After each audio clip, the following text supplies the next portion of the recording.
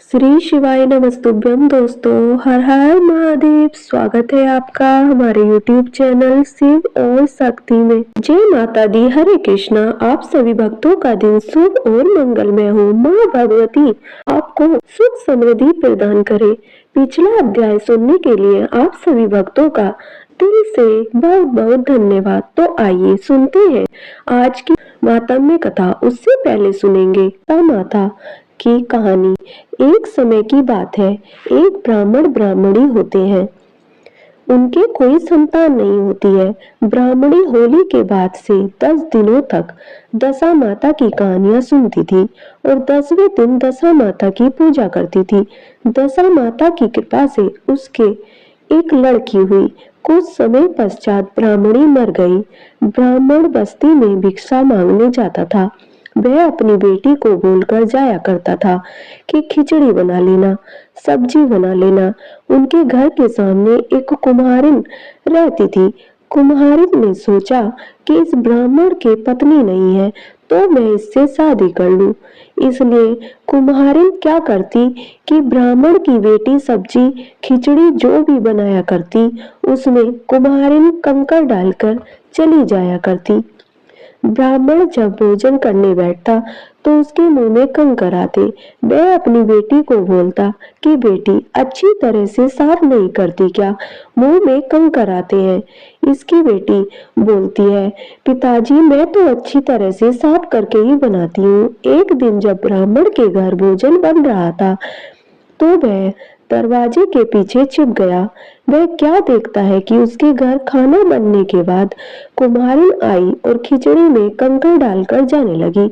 वह जैसे ही जाने लगी ब्राह्मण ने उसको पकड़ लिया और उससे पूछा कि तू प्रतिदिन हमारे भोजन में कंकर क्यों डालती है। कुमारिन बोलती है कि मैं तुमसे शादी करना चाहती हूँ। ब्राह्मण कहता है कि मैं तो ब्राह्मण हूँ और तुम कुम्हारिन हो, शादी कैसे हो सकती है। यह शादी नहीं हो सकती। परंतु कुम्हारिन तो जबरदस्ती ब्राह्मण के घर आकर रहने लग गई। कुम्हारिन के एक काणी लड़की थी। ब्राह्मण की लड़की को कुम्हारिन खाने को पूरा नहीं देती थी, उसको मारती थी और उससे बहुत काम करवाती और बोलती थी कि सारे दिन बैठी रहती है, कुछ काम कर। और वह ब्राह्मण की लड़की को पास पड़ोस के गाय भैंस को जंगल में चराने भेज दिया करती। कुम्हारिन गोबर की रोटी बनाकर और उस पर थोड़ा सा आटा लगा देती और ये रोटी ब्राह्मण की लड़की को खाने के लिए देती थी। तो फिर वह लड़की भूखे मरती थी। वह लड़की दशा माता की दी हुई थी। तो एक दिन जब उधर से दशा माता पधारे तो उन्होंने उसकी ऐसी हालत देखी तो उन्हें उस पर बहुत दया आ गई।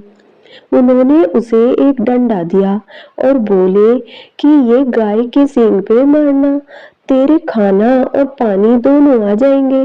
ब्राह्मण की लड़की प्रतिदिन जंगल में जाती और फिर खाना खा लेती और पानी पी लेती। इस प्रकार से करते करते ब्राह्मण की लड़की की हालत वापस सुधर गई। ब्राह्मण की लड़की की सुधरी हुई हालत देखकर कुमारिन को बहुत मिर्ची लगी। एक दिन सौतेली माँ ने अपनी काणी बेटी को भी उसके साथ जंगल भेजा।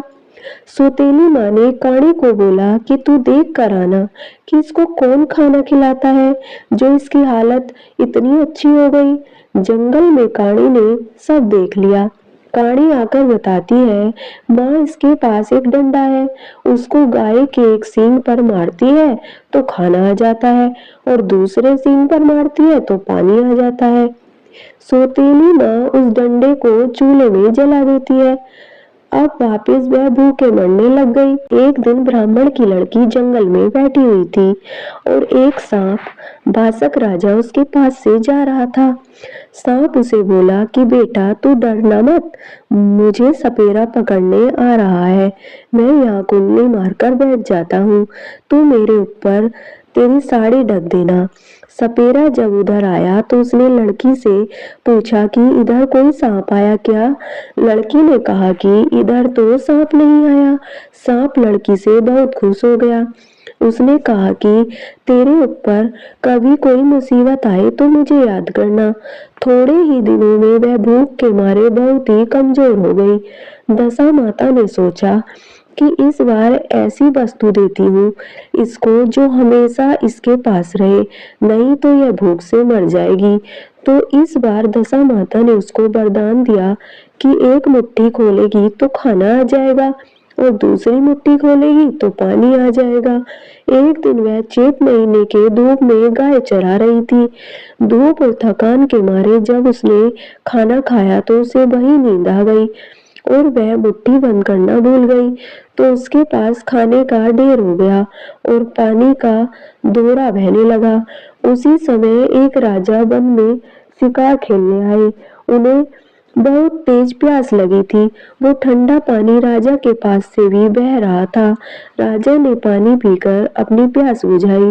राजा ने नौकरी को भेजा कि एक उजाड़ वन में कोई कुआं, बावड़ी, नदी कुछ भी नहीं है, तो ऐसा ठंडा पानी कहाँ से आ रहा है, पता करो।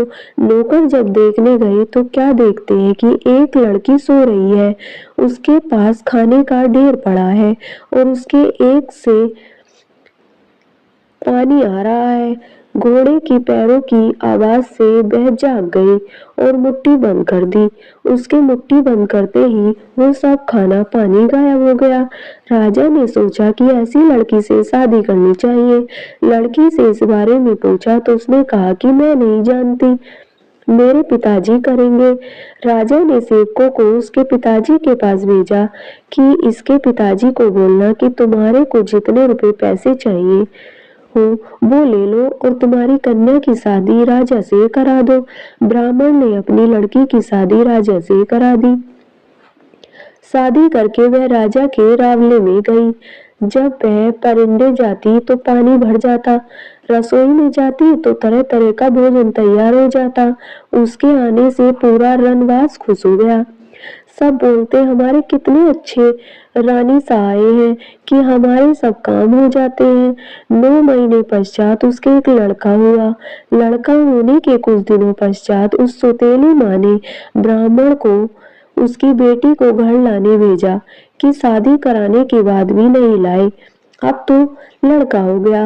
लोग ताने मारते हैं कि बेटी को पियर नहीं लाए, सो आप इसे लेकर आओ। तो फिर ब्राह्मण अपनी बेटी को लेने गया। राजा ने अपनी रानी को भेज दिया। इधर सौतेली माँ ने अपनी बेटी को समझा दिया कि वो आए तो उसको बोलना कि जीजी भाई आप थक गए होंगे, चलो अपन कुएं पे नहाने चलते हैं और इसके कपड़े जेवर खुलवा देना। ये बोलकर कि ये खराब हो जाएंगे और बोलना कि पुराने कपड़े पहनकर नहा लो, नहा कर फिर से अच्छे कपड़े पहन लेना। जैसे ही वह कुएं में उतरे तो उसे कुएं में धक्का दे देना, जो वह पानी में डूबकर मर जाएगी और उसके जेवर कपड़े तू पहन लेना। जैसे ही वह कुएं में उतरी सौतेली बहन ने उसे धक्का दे दिया, जो वह गिर गई। गिरते ही उसके वासक राजा को याद किया, हे वासक राजा मेरी रक्षा करना। उसके प्रार्थना करते ही वासक राजा वासुकी आए और उसे झेल लिया, डूबने नहीं दिया। उसे नाग के फन पर बिठाकर नागलोक ले गए और कहा कि यहाँ पर सभी तरह के नाग रहते हैं। उन नागों में कई नाग तो 9 फन वाले हैं, सो तू जाकर बोलना, दो भाई सा नमस्कार, दादो भाई सा नमस्कार। नागों ने सोचा चलो अपने भी मृत्यु लोक से एक बहन मिल गई। वह प्रतिदिन नागों के लिए कढ़ाई में ढेर सारा दूध गर्म करती, फिर दूध ठंडा करती और एक घंटी बजाती। घंटी बजते ही सभी नाग आकर दूध पी लेते। एक दिन रानी के सिर से घंटी हिल गई। उस समय दूध गर्म था। नाग आए, उन्होंने पिया तो उन सभी की जीभ जल गई। नागों ने सोचा कि आज इसने हमारी जीभ जलाई, आज शाम हम इसको खा जाएंगे। बासक राजा को पता चला तो उन्होंने रानी से कहा कि बेटा आज ऐसे बोलना कि आवो मारे खाड़िया बाड़िया वीर, वीर पैरावे दखनी, रो चीर चीर फाटे चढ़ के, वीर फरे दड़ के। नागों ने सोचा अपनी बहन तो अच्छा आशीर्वाद दे रही है, आज इसको नहीं खाएंगे। उधर राजा अपनी रानी को लेके जब ब्राह्मण के घर गए तो कुमारिन ने रानी के कपड़े और जेवर पहनकर काणी को राजा के साथ भेज दिया। अब वह घूंघट नहीं हटाती, कहीं रावले में कोई उसकी शकल देख न ले। दासियों ने उसे कहा, रानी शाह पंडेरे पधारो, तो उसने कहा, क्या करूं, पानी भरूं? रानी शाह रसोई में पधारो, तो उसने कहा, क्या करूं, खाना बनाऊं? सब कहने लगे कि ये तो पहले वाली रानी सा नहीं है। राजा ने कहा कि एक कुर्ती सिलाकर एक तरफ इस काणी को भरना और दूसरी तरफ बड़े बड़े पत्थर भरकर काले बैल के ऊपर रखकर उसके घर पर नीचे इसको डालकर ऊपर पत्थर डाल देना। सेवकों ने पूछा कि फला ब्राह्मण का घर कौन सा है? सेवक उसके घर पहुंचकर बोले, यहाँ डालो, यहाँ डालो। कुमारिन तो बहुत खुश हो गई कि मेरी बेटी ने जाते ही मेरे लिए खूब माल भेजा है। परंतु जैसे ही उसने खोला, उसमें से बेटी निकली। बेटी को देखते ही वो बोली, ए बेटी, काणी तू तो कहीं नहीं समाई। काणी बोली कि माँ, तूने मेरे हाथ पैर क्यों तुड़वाए? जब दिवाली का त्योहार, तब वह बहुत उदास बैठी थी। उसको उदास देखकर बासक राजा ने पूछा कि बेटा, क्या बात है, तू उदास क्यों है? वह बोली कि दिवाली का त्योहार आया, कुंवर को कौन तैयार करे? बासक राजा ने कहा कि मैं पाइप पर लटक जाऊंगा और तू कमरे में चली जाना। वह कमरे में गई, कुंवर को दूध पिलाया। बासक राजा ने नए कड़े और कपड़े दिए, वो कुंवर को पहनाए, उसके काजल लगाया और दूध पिलाकर आ गई। जब रानी वहां गई थी तब राजा को नींद आ गई थी। राजा ने सुबह देखा कि कुंवर तो खेल रहा है, नए कड़े और कपड़े पहने हुए हैं। राजा यह देखकर बहुत खुश हुआ कि इसका मतलब रानी कहीं न कहीं जरूर है। होली पर भी कुंवर के कड़े, कंठी, पीले कपड़े सिलाकर ले जाने लगे। उधर राजा ने भी सोचा कि होली पर भी रानी जरूर आएगी। राजा होली पर चीरा लगाकर उसमें नमक मिर्ची लगाकर बैठ गए ताकि उन्हें नींद नहीं आए। रानी आई। राजा बोले कि रानी, आपने मेरे साथ धोखा करा। रानी बोली कि आपने धोखा दिया, मैंने आपको मना करा था कि मुझे मत भेजना पिया, वो मेरी सौतेली माँ है, फिर भी आपने मुझे भेज दिया। राजा बोलता है कि अब यहीं रुको रानी। रानी कहती है, मेरे साथ मेरे पिताजी हैं, वो नाग हैं, अभी आपको खा जाएंगे। आप बोलना कि ससुर जी सा खंबागणी खंबागणी।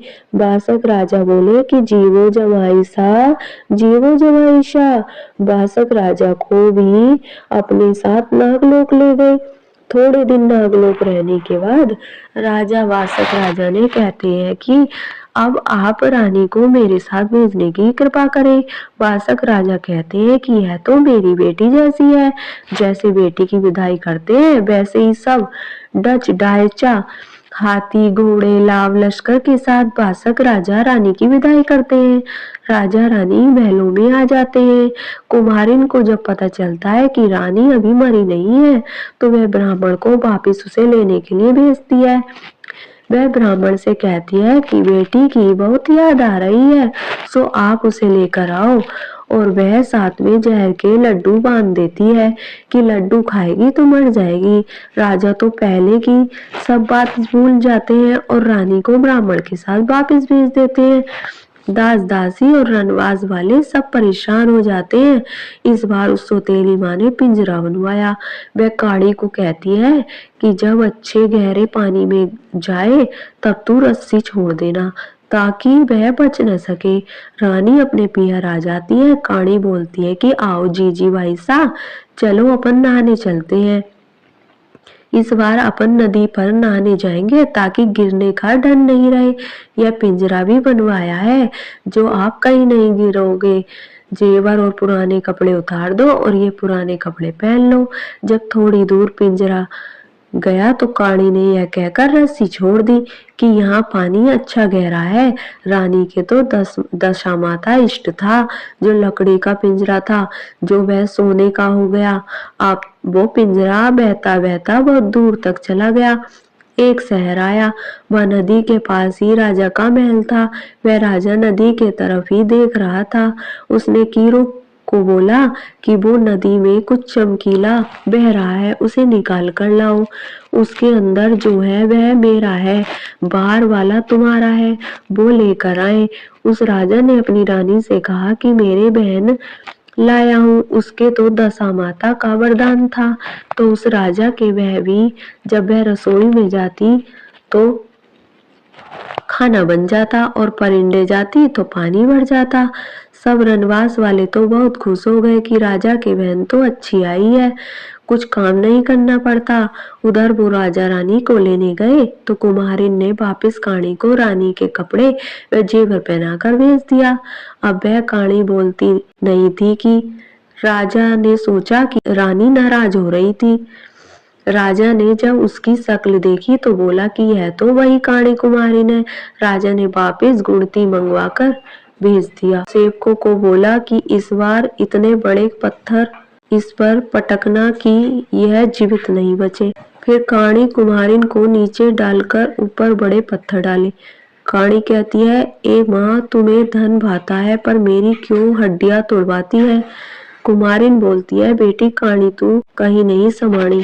राजा ने सोचा कि रानी तो अब जीवित नहीं होगी तो उसने संन्यास ले लिया। राजा अपने शहर से निकल गए। वो अलग अलग जगह जाते, सबके दुख सुख की बात सुनते और समाधान करते। एक दिन घूमते घूमते राजा उसी शहर में पहुंचे कि जहाँ रानी रह रही थी। राजा एक आश्रम में बैठ गए और जो भी दुखी लोग उनके पास आते उनके दुखों का समाधान निकालते। सब लोग कहते कि कितने अच्छे साधु बाबा हमारे शहर में आए। सब लोग अपना दुख लेकर आश्रम में जाने लगे। उस शहर के राजा के कानों तक भी यह बात पहुंची। राजा भी आश्रम में गए, अपनी बहन को भी जबरदस्ती ले गए। रानी ने मना कर दिया कि मुझे कुछ नहीं बताना। साधु ने पूछा, क्या परेशानी है बताओ। रानी बोलती है कि मेरी मुसीबतों की तो गिनती ही नहीं है, अनगिनत परेशानियां झेली। छोटी थी तब माँ मर गई, सौतेली माँ आई, वो मारती पीटती थी, खाने को नहीं देती थी। मेरे पिताजी ने मेरी राजा से शादी कर दी। रानी पूरी बात बताने लगी। बताते बताते रोने लग गई। साधु ने कहा, जा बस, अब मैं सब समझ गया। वह रानी से कहता है कि आपके कारण ही मैंने संन्यास लिया। उसने राजा से कहा कि आपकी बहन को हमारे साथ भेजने की कृपा करें। राजा बोले, ऐसे कैसे भेजें, ये तो हमारी प्यारी बहन है। हमारी बहन की विदाई तो हम ठाट बाट से करेंगे। राजा ठाट बाट से अपनी बहन की विदाई करते हैं। राजा रानी अपने महलों में आते हैं और सुखपूर्वक अपना जीवन व्यतीत करते हैं। तो चलिए अब सुनते हैं चैत मास खत्म में।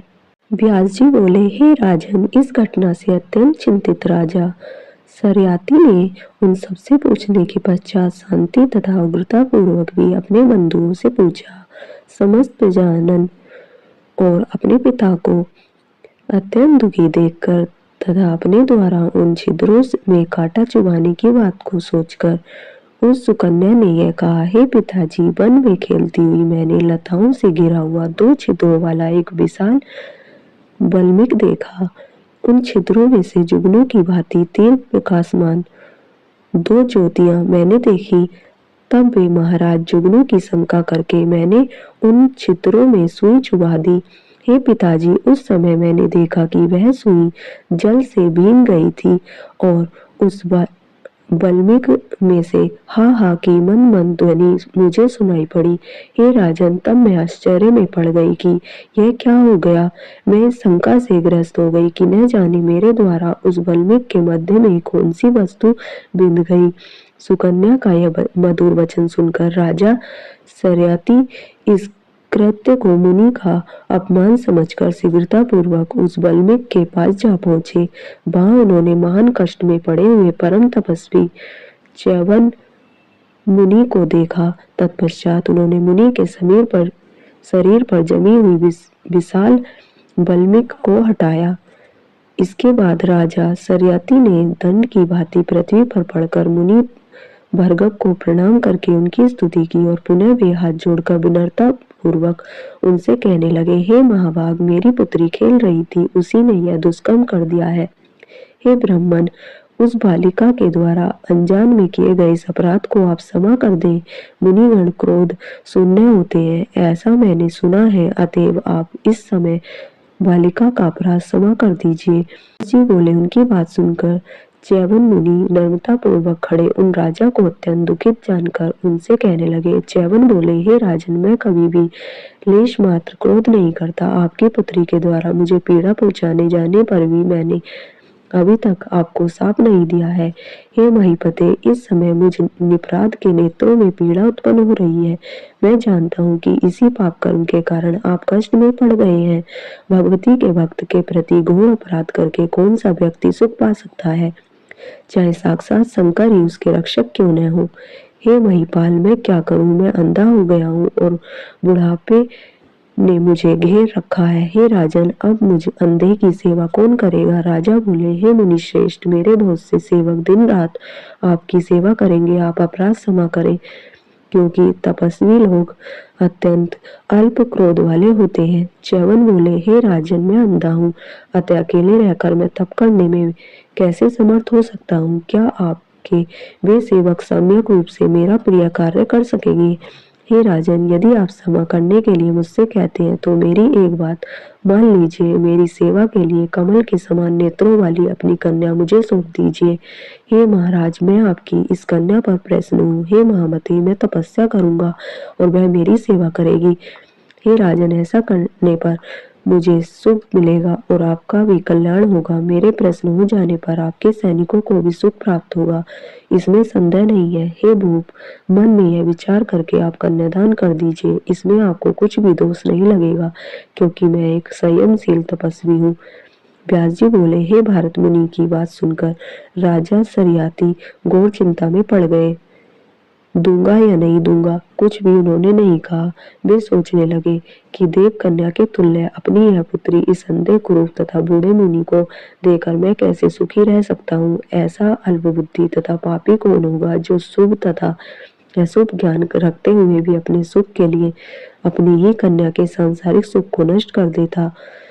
अंधे तथा वृद्ध च्यवन मुनि को पति रूप में प्राप्त करके सुंदर भोग वाली तथा काम बाण से व्यतीत वह कन्या उनके साथ किस प्रकार अपना जीवन व्यतीत करेगी। अपने अनुकूल पति पाकर भी यौवन अवस्था में, और वह भी विशेष रूप से रूप संपन्न स्त्री के द्वारा काम को जीतना अत्यंत कठिन है, तो फिर इस वृद्ध तथा नेत्रहीन पति को पाकर उसका क्या स्थिति होगी। तपस्वी गौतम ऋषि को पति के रूप में प्राप्त करके रूप तथा यौवन से युक्त सुंदरी अहल्या इंद्र के द्वारा शीघ्र ही ठग ली गई थी, और बाद में इसे धर्म विरुद्ध जानकर उसके पति गौतम ने शाप दे दिया था।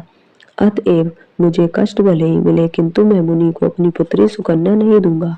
ऐसा विचार करके राजा सरियाती संतप्त मन में अपने घर चले गए और अत्यंत विषादग्रस्त होकर उन्होंने मंत्रियों का बुलाकर उनसे मंत्रणा की। हे मंत्रियों, आप लोग बताइए कि मैं इस समय क्या करूं? अपनी पुत्री मुनि को सौंप दूं अथवा स्वयं दुख भोगूं? अब आप लोग मिलकर इस पर सम्यक विचार कीजिए कि मेरा हित किस प्रकार होगा। मंत्रीगण बोले, हे महाराज, इस विषम संकट की स्थिति में हम आपसे क्या कहें। यह अत्यंत लावण्यमयी सुकन्या इस अभागे को देना कैसे उचित होगा। व्यास जी बोले, हे राजन, तब अपने पिता तथा मंत्रियों को चिंता से आकुल देखकर सुकन्या उनका अभिप्राय समझ गई और मुस्कुराकर बोली, हे पिताजी, आज आप चिंता से व्याकुल इंद्रियों वाले किस लिए हैं? निश्चित ही आप मेरे लिए ही अत्यंत दुखार्थ तथा म्लानमुख है। अतएव हे पिताजी, मैं अभी भयाक्रांत मुनि च्यवन के पास जाकर मैं उन्हें आश्वस्त करके अपने को अर्पित कर प्रश्न करूंगी। इस प्रकार सुकन्या ने जो बात कही उसे सुनकर प्रश्न मन वाले राजा सरियाती सचिवों के समक्ष उनसे कहा, हे पुत्री, तुम अबला हो, अतएव वृद्धता से ग्रस्त उस अंधे तथा विशेष रूप से क्रोधी मुनि की सेवा उस वन में कैसे कर पाओगी। मैं इस प्रकार के रूप से युक्त तथा रति के तुल्य सुंदरी कन्या को वार्धक्य से ग्रस्त शरीर वाले अंधे मुनि को अपने सुख के लिए भला कैसे दे दूं। पिता को चाहिए कि वह अपनी पुत्री समान अवस्था, जाति तथा सामर्थ्य वाले तथा धन धान्य से संपन्न व्यक्ति को सौंपे, किंतु धनहीन को भी कभी नहीं सौंपे। हे विशाल नैनों वाली पुत्री, कहाँ तो तुम ऐसी रूपवती और कहाँ वन में रहने वाला वह वृद्ध मुनि। ऐसी स्थिति में अपनी पुत्री को उस अयोग्य को भला कैसे अर्पित करूं। हे मनोहरे, हे कमल पत्र के समान नेत्रों वाली छोटी सी पर्णकुटी में जो सदा निवास करता है, ऐसे वर के साथ तुम्हारे विवाह की कल्पना भी मैं कैसे कर सकता हूँ। मेरी तथा मेरे सैनिकों की मृत्यु हो जाए यह तो मेरे लिए उत्तम है, किंतु हे पिकभाषिणी, तुम्हें एक अंधे को सौंप देना मुझे अच्छा नहीं लग रहा है। होनहार तो होकर ही रहता है, किंतु मैं अपने धैर्य का त्याग नहीं करूंगा। और हे सुरोणी, तुम निश्चिंत रहो, मैं तुम्हें उस अंधे मुनि को कभी भी नहीं सौंप सकता। हे पुत्री, मेरा राज्य और यहाँ तक कि मेरा शरीर भी रहे अथवा चला जाए, किंतु मैं उस नेत्रहीन मुनि को तुम्हें किसी भी स्थिति में नहीं दूंगा। तत्पश्चात पिता का वह वचन सुनकर अत्यंत प्रसन्न मुख वाली सुकन्या ने उनसे यह स्नेह युक्त वचन कहा। सुकन्या बोली, हे पिताजी, मेरे लिए आप चिंता न करें और आप मुझे मुनि को सौंप दीजिए, क्योंकि मेरे लिए ऐसा कर देने में संपूर्ण प्रजा को सुख प्राप्त होगा। मैं हर प्रकार से संतुष्ट होकर उस निर्जन वन में अपने परम पवित्र व्रतपति की अगाध श्रद्धा से सेवा करूंगी और 7 सम्मत सती धर्म का पूर्ण तत्परता के साथ पालन करूंगी। हे निष्पाप पिताजी, भोग विलास में मेरी अभिरुचि नहीं है, आप अपने चित्त में स्थिरता रखिए।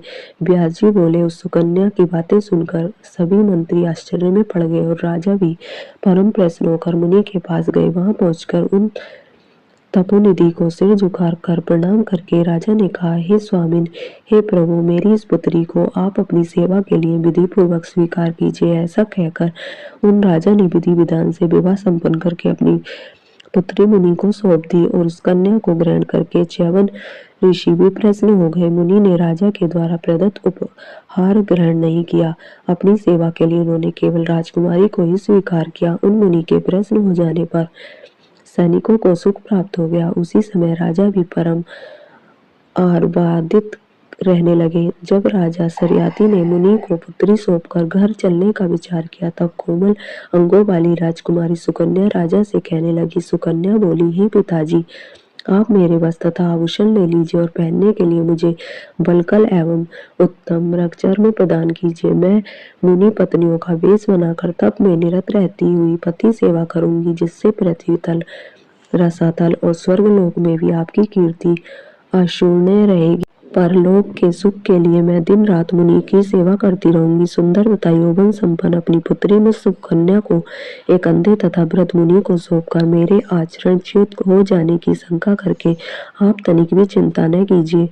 जिस प्रकार पृथ्वी लोक में वशिष्ठ की धर्म पत्नी अरुंधति थी, उसी प्रकार मैं भी होंगी। और जिस प्रकार अत्रि की शास्त्री साध्वी भार्या अनसुईया प्रसिद्ध हुई, उसी प्रकार आपकी पुत्री वह सुकन्या भी कीर्ति बढ़ाने वाली होंगी। इससे आपको संदेह नहीं करना चाहिए।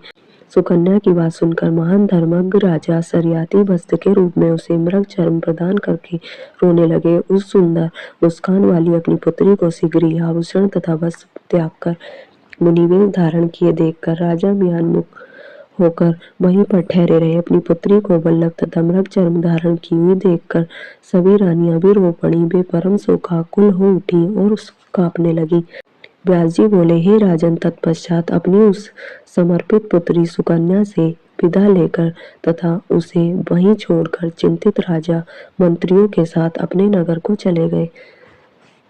तो इससे आगे का वृतांत हम कल की कथा में अवश्य सुनेंगे। तो कैसी लगी आपको आज की वीडियो? अगर वीडियो पसंद आई हो तो वीडियो को लाइक करें, चैनल को सब्सक्राइब करें और कमेंट बॉक्स में हर हर महादेव अवश्य लिखें। धन्यवाद।